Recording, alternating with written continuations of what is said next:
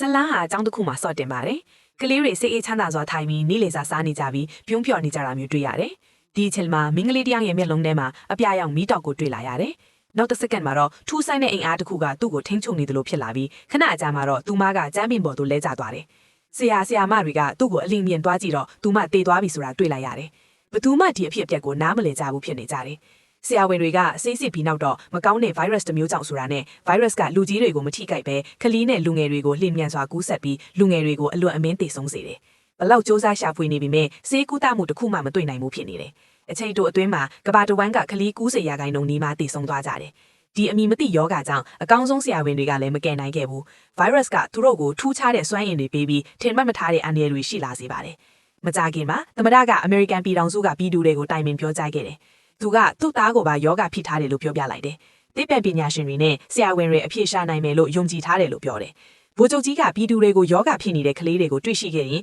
CDC ကိုအစီရင်ခံဖို့တိုက်တွန်းတယ်အဲ့ဒီမှာကုသမှုနဲ့သူတေသနာလုပ်ဖို့ပြင်ဆင်ပေးမှာဖြစ်ပါတယ်အရေးပေါ်ဌာနတစ်ခုဖွဲ့စည်းလိုက်တယ်ရူဘီကလည်းယောဂဖြစ်ထားပေမဲ့ဘယ်သူမှမသိသေးဘူးဒီနေ့ကတော့သူ့မွေးနေ့ပါသူမိဘတွေကသူ့ကိုဂုဏ်ပြုပြီးလက်ဆောင်ပေးနေကြတယ်ဒါပေမဲ့သူတို့ကသူမရဲ့ကျန်းမာရေးကိုအလွန်ပူပန်နေပြီးဘေးအန္တရာယ်တစ်ခုခုဖြစ်လာမှကြောက်လန့်နေကြတယ်အဲ့ဒီညမှာရူဘီကသူမအခန်းမှာတယောက်တည်းအိတ်မပျော်လို့တိတ်တိတ်လေးမိခင်ရဲ့အခန်းကိုသွားပြီးမိခင်ရဲ့ဘက်မှာလှဲပြီးလက်ကင်ထားတယ်ဒီအချိန်မှာအလင်းတစ်ခုရူဘီရဲ့မျက်လုံးထဲမှာပေါ်လာတယ်ထိတ်လန့်သွားပြီးသူမအခန်းကိုပြန်ပြေးသွားတယ်နောက်တစ်နေ့မနက်မှာတော့အရာအလုံးပုံမှန်ပဲဖြစ်နေတယ်လို့ထင်ရပေမဲ့မိခင်ကအခန်းထဲဝင်လာတဲ့ရူဘီကိုမသိတော့ပဲရှုပ်ထွေးစွာကြည့်တယ်သူမကမေးတယ်မင်းဘသူလဲအိမ်ထဲဘလို့ဝင်လာတာလဲလို့မေးပြီးသူမမေမေကသူမကိုလုံးဝမသိဘူးဖြစ်နေတယ်ရူဘီကအံ့အားသင့်ပြီးမိမိကမနေ့ညမှာရရှိခဲ့တဲ့မွေးနေ့လက်ဆောင်ကိုပြပြီးမိမိရဲ့သမီးပါလို့ရှင်းပြတယ်ဒါပေမဲ့မိမိကမမှတ်မိပဲရူဘီကိုအာနာပိုင်တွေကရှာဖွေနေတဲ့ကူးစက်ရောဂါရှိတဲ့ကလေးတစ်ယောက်လိုယူဆပြီးတိုးလောင်ကန်ထဲပိတ်လိုက်တယ်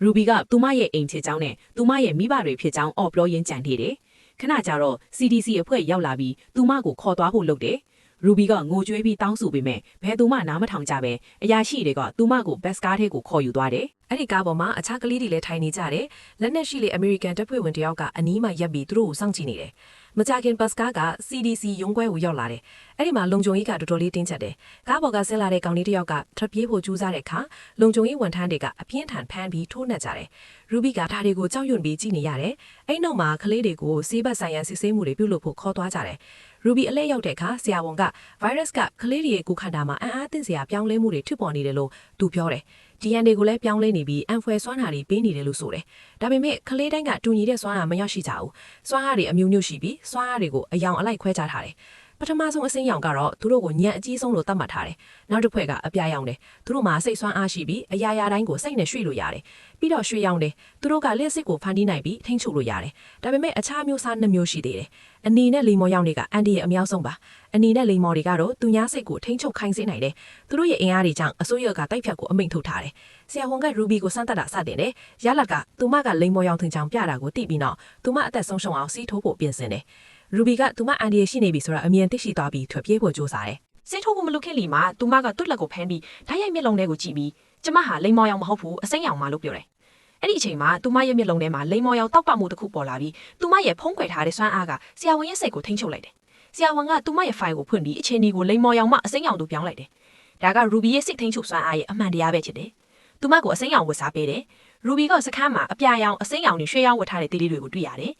အနီရောင်နဲ့လိမ္မော်ရောင်တွေဝတ်ထားတဲ့သူတွေမတွေ့ရတာကတော့ရှင်သန်တဲ့သူမကြံတော့လို့ထက်ပါလိမ့်မယ်။6နှစ်လောက်ရူဘီကကြောက်ရွံ့ပြီးကြီးပြင်းလာပေမဲ့အဲ့ဒီအစိမ်းရောင်အုပ်စုလိုထက်မြက်တဲ့ညံရီကိုမရောက်နိုင်ဘူး။တနေ့ကပတင်မတ်မန်ကရူဘီရဲ့မယိုးသားတဲ့လွတ်ရက်ကိုတွေ့မိပြီးအစိမ်းရောင်အုပ်စုကလိုညံမရှိဘူးလို့ထင်တယ်လို့ပြောတယ်။ရူဘီကသူ့ဆွဆွဲချက်ကြောင့်ကြောက်လန့်သွားတယ်။နောက်မှာတော့ပြင်သွားတဲ့လမ်းမှာစူညံတဲ့အတန်းတစ်ခုကြားလာရတယ်။စပီကာတွေကသစင်အတန်ထွက်နေတယ်။အတန်ကစူပြီးအဲ့ဒီအတန်ကိုအားရှိရဲ့ကလေးတွေသာကြားနိုင်တယ်။ဒါကြောင့်သူတို့အတော်ပြေးနာကျင်ရတယ်။ရူဘီကမထိန်နိုင်တော့အောင်နာကျင်ပြီးမေ့လဲကျသွားတယ်။သူမတတိယလာတော့ဆရာဝန်တယောက်တေချာစွာစစ်ဆေးနေတယ်။မကြခင်မှာတော့စီရိတ်တယောက်ဝင်လာပြီးအချိန်ပြည့်ပြီလို့လာပြောတယ်။ဆရာဝန်ကထွက်မသွားခင်စီးစစ်ချက်ဖိုင်စာရွက်အောက်မှာတော့ကိုချိတ်ထားပြီးရူဘီကရေးထားတဲ့စာကိုဖတ်တယ်။စာမှာရေးထားတာကမင်းဟာလိမ္မော်ရောင်ဆိုတာတွေ့ရှိထားပြီးဖြစ်တယ်။မင်းရဲ့ဘဝကိုကယ်တင်ခြင်းအဲ့ဒီအခန်းကိုလာပါ။ငါကအဲ့ဒီမှာစောင့်နေမယ်။ရူဘီက message အတိုင်းလိုက်ပြီးဆရာဝန်စီကိုသွားတယ်။ဆရာဝန်ကသူ့ကိုကားထဲသို့ဝင်စီပြီးမောင်းထွက်နိုင်ခဲ့တယ်။ဂိတ်တကားအရောက်မှာတော့အဆောင်တယောက်ကသူတို့ကိုတားဆီးလိုက်တယ်။ရူဘီကတိတ်တဆိတ်နဲ့ထိုးအဆောင်ကိုညှို့လိုက်ပြီးအဆောင်ကတားဆီးမှုမရှိဘဲတကားဖွင့်ပေးလိုက်တယ်။ဒီလိုနဲ့ရူဘီဟာတာမန်လမ်းကြောင်းမှာဆရာဝန်နဲ့အတူထွက်ပြေးနိုင်ခဲ့တယ်။ နှစ်ပေါင်းများစွာကြာပြီးနောက်ပထမဆုံးအကြိမ်အပြင်လောကကိုမြင်ရပြီဖြစ်တယ်။ရူဘီကသူမရဲ့မိဘတွေကိုပြန်တွေ့ချင်တယ်လို့ပြောတယ်။ဆရာဝန်ကတော့အဲ့ဒီလို့ရင်အရန်အန်တရကြီးမယ်လို့သတိပေးတယ်။သူကရူဘီကို GPS ဆက်တလုံးပေးပြီးသူမပြဿနာတက်တဲ့အချိန်ဒီခလုတ်ကိုနှိပ်ဖို့ပြောတယ်။အဲ့ဒီလို့ရင်သူတို့ကသူမနေရာကိုရှာနိုင်မယ်လို့ပြောတယ်။သူမကိုကဲတင်ခံရတဲ့ကလေးတွေအများကြီးစုထားတဲ့ခြံတစ်ခုစီကိုခေါ်သွားမယ်လို့ရှင်းပြတယ်။အနေငယ်ကြပြီးတော့ဆရာဝန်ကသူ့အလုပ်ဖော်တယောက်နဲ့တွေ့ဆုံတယ်။ရူဘီကအဲ့ဒီယောက်ျားနဲ့လက်ချင်းထိမိပြီးတစ်ချိန်တည်းမှာကလေးတွေဘေးကင်းမှုပြီးနေတဲ့ကြောက်စရာအမြင်တွေမြင်လိုက်ရတယ်။ကြောက်ရွံ့သွားပြီးသူမကိုလေဒီလူတွေစူးစူးရွရွပြုတ်လုံနိုင်တယ်ထင်လာတယ်။ပြီးတော့ရူဘီကအဝတ်လေးဖို့အခန်းထဲသွားတဲ့အခါမိန်းကလေးတစ်ယောက်ကိုတွေ့လိုက်ရတယ်။ထိုမိန်းကလေးကရူဘီကိုတွေ့ရတာနဲ့အံ့အားသင့်ပြီးသူ့လျှက်စစ်စွမ်းအားကိုအသုံးပြုပြီးတော့ထွက်ပြေးသွားတယ်။ရူဘီကအဲ့မိန်းကလေးနောက်ကိုလိုက်ပြီးမဲ့မိန်းကလေးကမြန်မြန်ပြေးပြီးကားတစ်စီးထဲဝင်ပြီးတကားကိုပိတ်လိုက်တယ်။ရူဘီကသူ့ကိုကူညီပေးဖို့ပြောတယ်။သူမကပြောပြတော့မိန်းကလေးစုကတကားကိုဖွင့်ပေးပြီးရူဘီကိုကားထဲမှာဖုံးကွယ်ပေးထားလိုက်တယ်။မော်တော်ယာဉ်ထဲကိုလီယမ်နဲ့သူ့တငယ်ချင်းချောဆိုတဲ့ကောင်လေးနှစ်ယောက်ပြန်ရောက်လာတယ်။သူမကိုတွေ့သွားတော့ရူဘီကကိုကာကွယ်ဖို့အနီရောင်ပါလို့မပြောဘဲသူမဟာအစိမ်းရောင်ဖြစ်ပြီးအန်ဒရယ်ပေးနိုင်တဲ့သူတွေနောက်ကလိုက်လာနေလို့ပါလို့ပြောပြတယ်။သူကြောက်ရွံ့မှုနဲ့ယိုသားမှုကြောင့်သူတို့ကသူမကိုယုံပြီးအတူနေခွင့်ပေးလိုက်တယ်။ရူဘီကလီယမ်တို့နဲ့အတူခီးထွက်တာစတင်လိုက်ပြီးမြဲအန်ဒရယ်ကမပြီးသေးပဲအထူးအဖွဲ့တစ်ဖွဲ့ကအမြဲလိုက်နေပြီးဆရာဝန်မနဲ့အဖွဲ့ကလည်းရူဘီကိုရှာဖွေနေကြတယ်။သူတို့ကိုဖမ်းမိတော့မယ်လို့ထင်တဲ့အချိန်မှာလီယမ်ကသူ့ရဲ့အပြာရောင်စွမ်းအားကိုသုံးပြီးကားနှစ်စီးကိုအနှောက်ယှက်ပေးကတစ်ပင်တစ်ပင်နဲ့လမ်းမှာပိတ်ထားလိုက်ပြီးသူတို့အနေနဲ့ဘေးကင်းစွာထွက်ပြေးနိုင်ခဲ့တယ်။အချိန်ကြာပြီးနောက်သူတို့ကတိတ်ဆိတ်ပြီးအခြားလူမရှိတဲ့နေရာမှာရပ်ခဲ့ကြတယ်။ ချားလ်စ်ကရူဘီကိုဘာကြောင့်အန်ဒီရဲ့အကင်းဆုံးအုပ်စုတစ်ခုဖြစ်တဲ့အစိမ်းရောင်အုပ်စုကကြောက်ရွံ့ပြီးပြေးနေတာလဲဆိုတာနားမလည်ဘူးဖြစ်နေတယ်။လီယမ်ကဘာကြောင့်ဒီလိုပြေးနေလဲလို့သူမကိုမေးတယ်။ရူဘီကသူတို့ကသူမကိုအကူအညီပေးချင်တယ်ဆိုရင်ကူနိုင်တယ်။မဟုတ်ရင်သူမကထွက်သွားမယ်လို့ပြန်ပြောတယ်။လီယမ်ကသူမကိုဖြတ်ပြီးပြောတယ်။သူတို့ကမီးခိုးရောင်ကောင်လေးတယောက်ဦးဆောင်နဲ့ဘေးကင်းတဲ့နေရာကိုသွားနေတယ်။အဲ့ဒီကောင်လေးကခလေးတွေကိုကဲတင်ပေးထားတယ်လို့ပြောပြတယ်။လီယမ်ကအဲ့ဒီနေရာမှာဘေးမရှိဘူးလို့တေချာပြောပြီးသူမကိုသူတို့နဲ့အတူလိုက်လာနိုင်တယ်လို့ပြောတယ်။ရူဘီကကလပ်ခံပြီးအတူတူသွားဖို့သဘောတူလိုက်တယ်။ခရီးမှာရူဘီကဘာကြောင့်အခြေစိုက်စခန်းကထွက်ပြေးခဲ့တာလဲလို့လီယမ်ကိုမေးတယ်။လီယမ်ကပြောတာကအစိုးရကကလေးတွေပေါ်မှာစမ်းသပ်မှုတွေလုပ်နေခဲ့တယ်။သူတို့ရဲ့ရည်မှန်းချက်ကတိုက်ပွဲတွေအတွက်အသုံးပြုဖို့လက်နက်တွေအဖြစ်ပြောင်းလဲဖို့ဖြစ်တယ်။ဒါကြောင့်ထွက်ပြေးဖို့ဆုံးဖြတ်ခဲ့တာလို့ပြောပြတယ်။တစ်ချိန်တည်းမှာတော့ရူဘီကစိတ်ညှို့ပြီးအယောင်ပြောင်းခိုင်းခဲ့တဲ့ဆရာဝန်ဟာစခန်းမှာဖမ်းဆီးခံထားရတယ်။မကြခင်မှာမျက်နှာဖုံးဝတ်ထားတဲ့အနီရောင်အဆင့်မိန်းကလေးတယောက်ရောက်လာပြီးသူ့ကိုတတ်လိုက်တယ်။ညမှာတော့တေးကိုခန်းတစ်ခန်းထဲမှာအိတ်နေစဉ်ရူဘီရဲ့လက်တစ်ဖက်ကမတော်တဆဇူးရဲ့လက်ကိုထိမိတဲ့အခါရူဘီကဇူးရဲ့မှတ်ညံတွေကိုမြင်သွားတယ်။လီယမ်ကဘီးစ်ကနေထွက်ပြေးတဲ့အခါကလေးတွေကိုကေတင်ဖို့ကြိုးစားခဲ့ပြီးမြဲအားလုံးကိုမကေတင်နိုင်ခဲ့ဘူး။နောက်တနေ့မနက်မှာတော့လီတယ်ဇူးကရူဘီကိုနီယောင်အဝတ်တစ်ထည်ပေးပြီးရူဘီကအလွန်ချစ်စရာကောင်းနေတယ်။သူတို့စီးလာတဲ့ကားနဲ့ခရီးကိုဆက်လက်သွားကြတယ်။လမ်းမှာတော့သမထရဲ့သားကမီဒီယာမှာပြောတဲ့အတန်နားထောင်ရင်ကလေးတွေအတွက်မျှော်လင့်ချက်တွေကိုပြောပြနေတယ်။သူကကုသနိုင်ရင်အခြားလူတွေလည်းကုသနိုင်မယ်လို့ပြောတယ်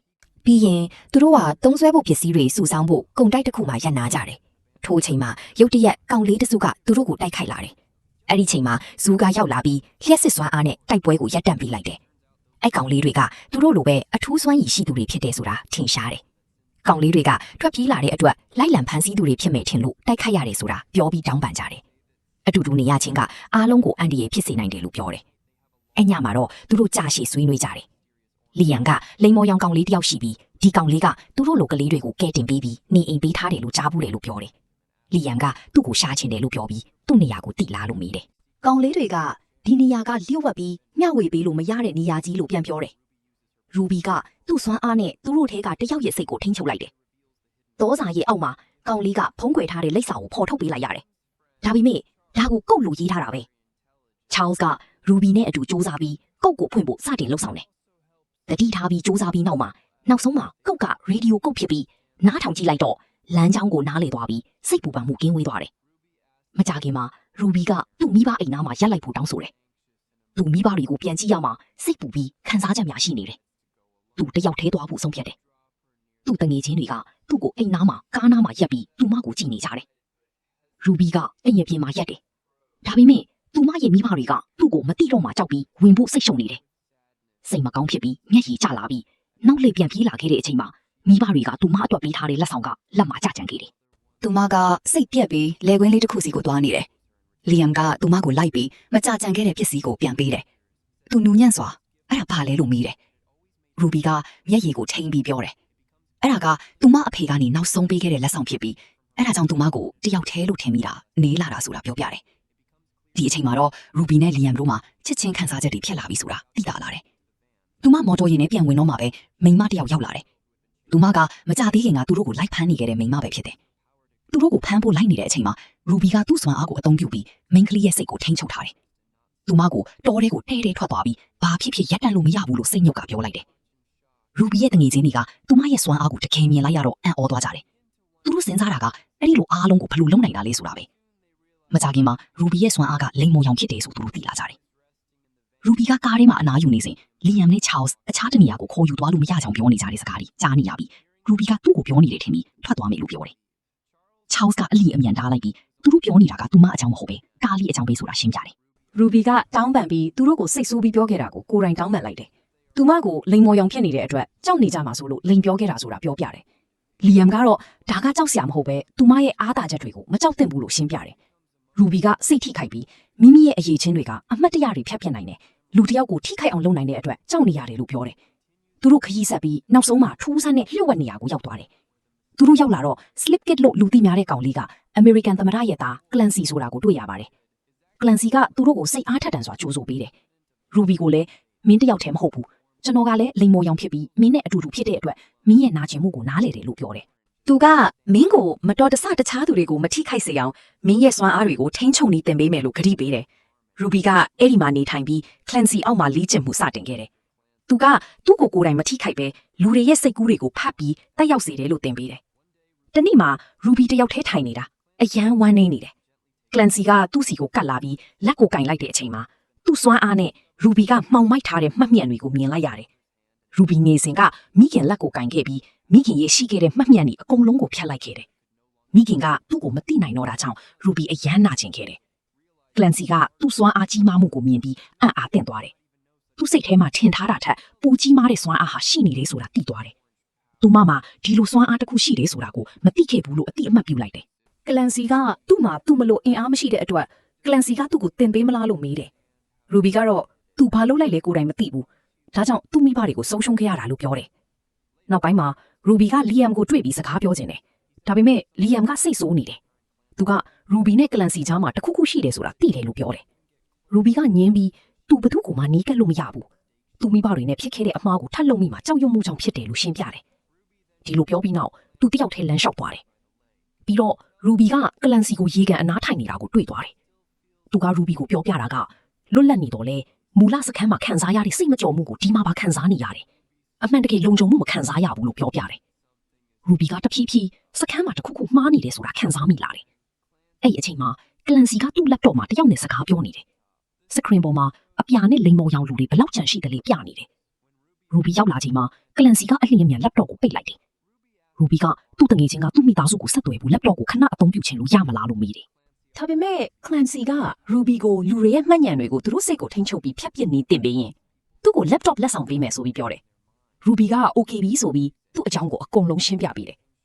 လေ့ကျင့်နေစင်မှာတော့ Clancy ကသူ့မကိုဆွဲလန်းပြီးယူဆောင်နေတယ်ဆိုတာသိသွားတယ်ရင်ထဲထိခိုက်ပြီးစိတ်ဆိုးသွားတဲ့ Ruby ကသူ့ကိုတွန်းထုတ်ပစ်ပြီးအပြင်ကိုပြေးသွားတယ်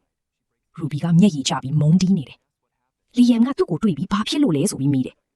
Ruby ကစကားမှန်ကိုပြောပြတယ်လီယမ်ကစိတ်မကောင်းဖြစ်သွားတယ်ဒီအချိန်မှာရံပွဲမဖြစ်သင့်ဘူးလို့ Ruby ကလီယမ်ကိုရပ်တန့်ပြီးပြောတယ်သူမကဒီစကားမှာဘီကင်းမှာမဟုတ်ဘူးလို့ပြောပြီးချက်ချင်းထွက်သွားဖို့ပြောတယ် Ruby ကလျှို့ဝှက်စွာ Lansky ရဲ့ laptop ကိုစစ်ကြည့်တော့ဒုက္ခဖြစ်စေမဲ့အမှန်တရားကိုတွေ့သွားတယ် Lansky ကကဲဆယ်သူမဟုတ်ဘူးသူ့ရဲ့အစီအစဉ်ကတော့အင်အားရှိတဲ့ကလေးတွေတပ်ဖွဲ့တစ်ခုဖန်တီးပြီးအစိုးရထံလွှဲပေးဖို့ပါအစိုးရကအဲ့ဒီကလေးတွေကိုထိန်းချုပ်အသုံးချနိုင်ဖို့ကလေးတွေကိုဖမ်းဆီးပြီးခမ်းမကိုယူလာဖို့လဲလူတွေကိုငွေသွင်းထားတယ် Ruby ကဒီစခန်းကဘေးကင်းရမဟုတ်ကြောင်းသိသွားတယ်လွတ်လပ်ခွင့်အတွက်ဆိုတာမျိုးမဟုတ်ဘဲကျွန်တော်တို့ကိုစုပြီးဒီစခန်းမှာထည့်ထားတာပါအိမ်ညမှာပဲ Ruby နဲ့သူ့ရဲ့အဖွဲ့ကထွက်ပြေးဖို့ကြိုးစားတယ် Clancy ကမြန်မြန်တီးလိုက်တဲ့တစ်ချိန်တည်းမှာအစိုးရတပ်ဖွဲ့နဲ့သူတို့ရဲ့ဘူချုပ်လည်းရောက်လာကြတယ် Clancy ကလီယမ်ရဲ့စိတ်ထဲကိုထိန်းချုပ်ပြီးသူ့ကိုတိုက်ခိုက်စေတယ်လီယမ်ကိုစိတ်နာသွားတဲ့ Ruby ရဲ့အငြင်းပွားမှုကြီးတက်လာပြီးသူ့စွမ်းအားလုံးကိုအသုံးပြုပြီးစစ်တပ်ဘူချုပ်ရဲ့စိတ်ကိုပထမဆုံးထိန်းချုပ်လိုက်တယ်ဘူချုပ်ကိုယ်တိုင်ကိုယ့်လက်နဲ့ပြစ်ခတ်စေတယ်ဇူကလည်းမူးလှန်လို့မီးထိုးစွမ်းအားနဲ့တိုက်ပွဲတွေဝင်လာတယ် Ruby ကသူ့ကိုပြောပြတယ်သူမဟာတငယ်ချင်းတွေအတွက် Clancy အပေါ်ကိုတယောက်တည်းရင်ဆိုင်နေတယ် Clancy ကစစ်သားတွေကိုထိန်းချုပ်ပြီးပြစ်ခတ်ဖို့အမိန့်ပေးတယ်မိနစ်ပိုင်းအကြာမှာသူတို့ကိုတယောက်နဲ့တယောက်ပြစ်ခတ်ဖို့ Ruby ကလှုပ်ဆောင်လိုက်တယ် Ruby ရဲ့စူးစမ်းမှုအပေါ်မှာမတော်တဆ Clancy ကသူမကိုဖိအားပေးနိုင်ခဲ့တယ် သူကသူမနဲ့အတူကဘာကိုအုပ်ချုပ်ဖို့သူမရဲ့နာကျင်စရာမှတ်ဉာဏ်တွေကိုဖျက်ပစ်မယ်လို့ပြောတယ်။နောက်ဆုံးအချိန်မှာကတော့ရူဘီကစိတ်ကိုပြန်လေစုစည်းပြီးသူမရဲ့စွမ်းအားနဲ့အပေါ်ကဟယ်လီကော်ပတာကိုထိန်းချုပ်တယ်။ဟယ်လီကော်ပတာကိုကလန်စီအပေါ်ဆင်းကျခဲ့ပြီးကြီးမားတဲ့ပောက်ကွဲမှုဖြစ်ပွားတယ်။အဲ့ဒီအချိန်အတွင်း Charles ကရူဘီကိုကယ်တင်ပေးခဲ့ပေမဲ့သူအတော်လေးဒဏ်ရာရခဲ့တယ်။သူ့အခြေအနေပြင်းထန်လာပြီးဘလို့ကယ်တင်ရမလဲမသိဘူးဖြစ်နေတယ်။အခြားအလံမရှိတော့ Charles ကိုဆက်သွယ်ဖို့အတွက်ရူဘီကသူ့လက်ကောက်ထဲက GPS စနစ်ကိုဖွင့်လိုက်တယ်။ဒေါက်တာအဖွဲ့လာရောက်ပြီး Charles ကိုအရေးပေါ်ကုသမှုအတွက်ယူသွားတယ်။ရူဘီမျက်လုံးဖွင့်လာတဲ့အခါဒေါက်တာက Charles ကဆေးရုံမှာထားရှိနေတယ်လို့ပြောပြတယ်။ရူဘီကလီယမ်ကိုခေါ်မထားပဲလွတ်ပေးဖို့ပြောတယ်။ဒီမှာမနေချင်တော့ဘူးလို့လည်းပြောတယ်။ဒေါက်တာကသူတို့ဟာရန်သူမဟုတ်ဘူးလို့ရှင်းပြပြီးသူတို့ရဲ့ရည်ရွယ်ချက်ကသမတကိုဖော်ထုတ်ပြီးအမှန်တရားတွေကိုပွင့်လင်းစေဖို့ဖြစ်ကြောင်းပြောပြတယ်။သူကရူဘီကိုပြောတယ်။ရူဘီကသူတို့ခေါင်းဆောင်ဖြစ်နိုင်လို့ရူဘီကိုလိုအပ်တယ်လို့ပြောပြတယ်။ရူဘီကနားလေတယ်။လီယမ်ကသူ့နဲ့နေရင်အစိုးရကသူတို့ကိုဘတ်တော်မှအလွတ်ပေးမှာမဟုတ်ဘူးဆိုတာကိုသိပြီးတော့စိတ်မကောင်းစွာနဲ့ရူဘီကအယမ်းခက်ခဲတဲ့ဆုံးဖြတ်ချက်တစ်ခုကိုချခဲ့တယ်။သူကလီယမ်စီကိုတွားပြီးနောက်ဆုံးအချိန်အနေနဲ့ချစ်ခင်စွာပွေ့ဖက်လိုက်ပြီးအနမ်းပေးနေချိန်မှာသူ့ရဲ့စွမ်းအားတွေကိုသုံးပြီးလီယမ်ရဲ့စိတ်ထဲကရူဘီကိုတတိယမှုအားလုံးကိုဖျက်ပြလိုက်တယ်။လီယမ်ဟာရူဘီဘသူလဲဆိုတာကိုမမှတ်မိတော့ပဲဖြစ်သွားတယ်။သူ့ကိုအခြားတစ်ယောက်လိုကြည့်ပြီးလမ်းလျှောက်ထွက်သွားတယ်။သူ့ချစ်သူအဝေးထွက်သွားရအောင်မြင်ရတဲ့အခါရူဘီစိတ်ထိခိုက်မိပြီးမျက်ရည်တွေကြားရင်ရက်ကြည့်နေခဲ့တယ်။ဒါပေမဲ့ဒီလိုလုပ်တာကလီယမ်ကိုကာကွယ်ဖို့လိုအပ်တာပဲဆိုတာသူမှသိတယ်။အခြားဘက်မှာတော့ကလန်စီကပောက်ခွင်းမှုကနေရှင်တန်ကြံခဲ့ပြီးသူကအခုတော့သူကောင်းကောင်းထိန်းချုပ်ထားတဲ့စစ်တပ်ရှိမှရပ်ပြီးတော့တိုက်ပွဲအတွက်ပြင်ဆင်နေတယ်။တစ်ဖက်မှာတော့ရူဘီကလည်းအပြည့်အဝပြင်ဆင်နေပြီးသူမရဲ့တပ်ဖွဲ့ကိုစတင်တည်ဆောက်နေပြီးရှီလာမေးစစ်ပွဲအတွက်ပြင်ဆင်နေပြီးဖြစ်တယ်။ဒါနဲ့ပဲဇလန်းဟာပြီးဆုံးသွားတယ်။မိတ်ဆွေတို့ဒီဗီဒီယိုကိုကြိုက်တယ်ဆိုရင် like ပေးပြီး channel ကို subscribe လုပ်ပေးပါနော်။ဒါကကျွန်တော်တို့ကိုပို့ပြီးတော့အကြောင်းအရာတွေဖန်တီးဖို့စွမ်းအားပေးပါတယ်။ကြည့်ရှုပြီးတဲ့အတွက်ကျေးဇူးတင်ပါတယ်။